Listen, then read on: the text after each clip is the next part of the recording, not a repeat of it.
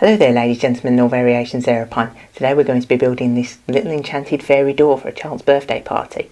But if you're an adult and you want one, what's the point of being grown up if you can't act childish?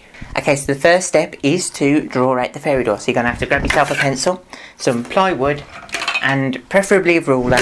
But really, because this is a bit fantasy, a little bit chaotic in the sense that fairies are, then you can just freehand it. So the first thing we're going to do is just to sketch out the outline of the door onto the plywood.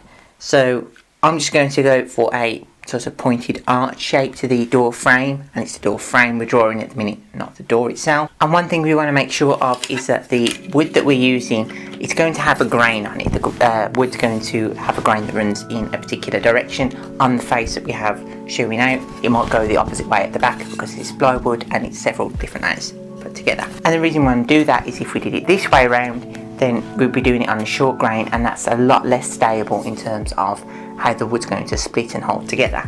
So if we did it that way, it's more likely to fracture and not look as good. So we wanted to have it on a long grain and draw down that way.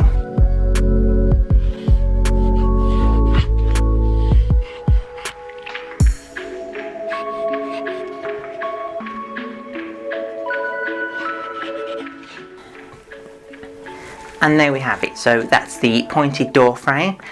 And what we're going to do now is do basically another one. We're going to cut out 4 pieces of plywood that are going to match up to that frame so that we've got a second layer on the top. And we're going to do all these in the direction of the grain, even the ones that are at an angle at the top. Let me show you.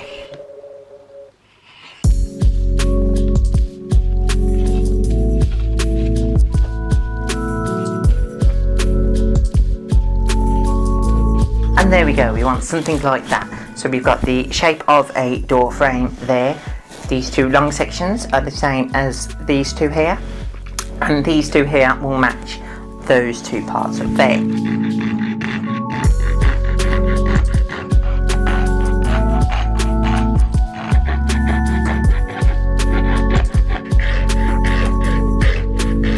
And there we go, there's all the pieces. That's the door back frame, 2 side pieces, and the 2 that are going to make up the apex. These still need to be cut to an angle, and the whole thing needs to be sanded down. But that's basically the shape. I've left that bit filled in. You could cut that out if you wanted to, but I've left that bit filled in so that an image could be placed on there, a little picture or something, so that when the door opens you'll be able to see a scene, a person, something inside.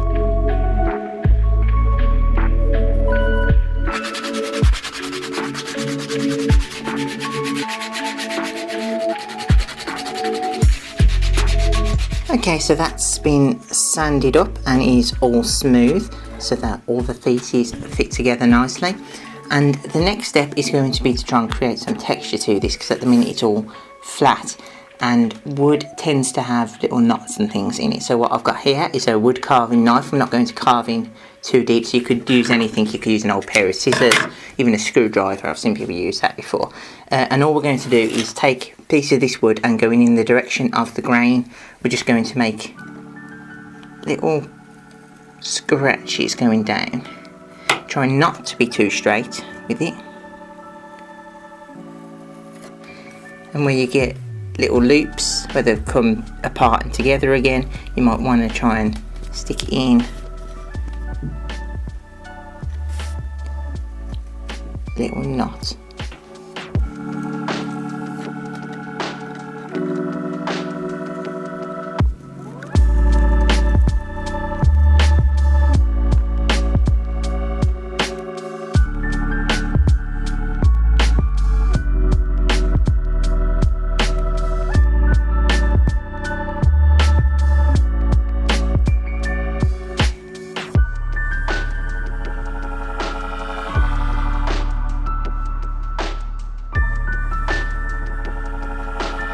And then while we're waiting for that to dry, let's move on to the door frame.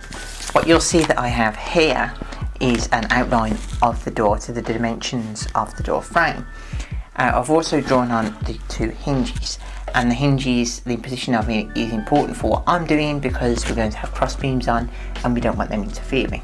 And what we're going to build the door out of are going to be these little coffee stirrers. And in order to get these to the right size, I'm just going to use these pliers which have a wire cutter section in the centre. So what we're going to do is place the stick in and click like that. And we have the bit to size.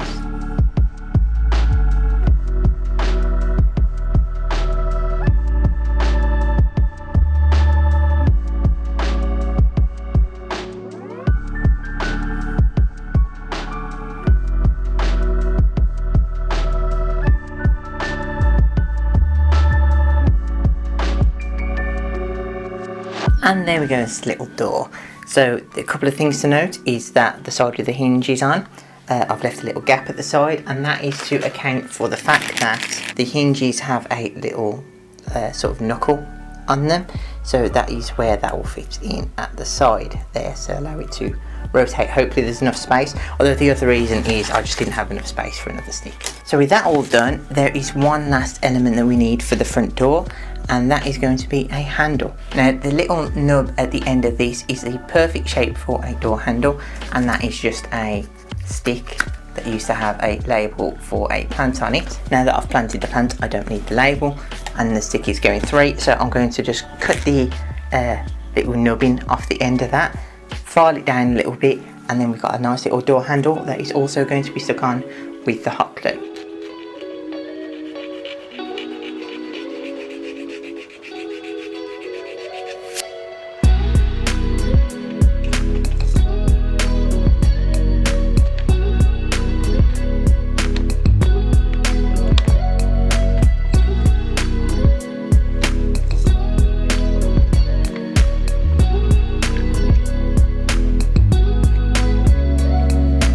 And there we go, so that's the front door basically done with the hinges and everything. I probably should have painted it before I put the hinges on, but I've done it now. While we're still waiting for the wood glue to dry, I'm going to move on to the base that it's going to stand on. So I've got this styrofoam, which is just packing material that's come with something else I've ordered.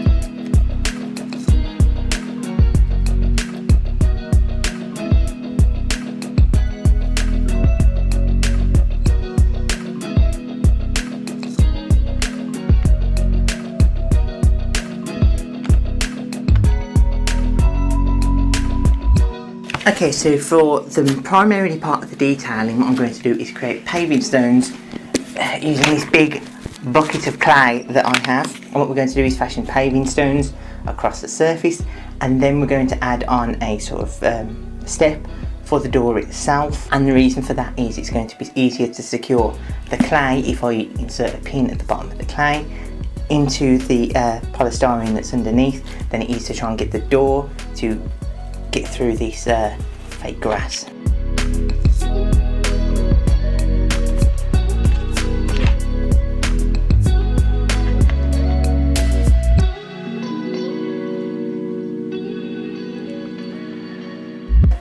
And there we have it, an actual factual working fairy door, complete with hinges and a door handle.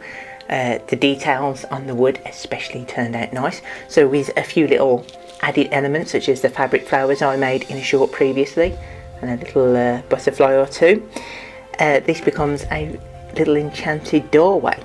So nothing left to do now but set this up at the party.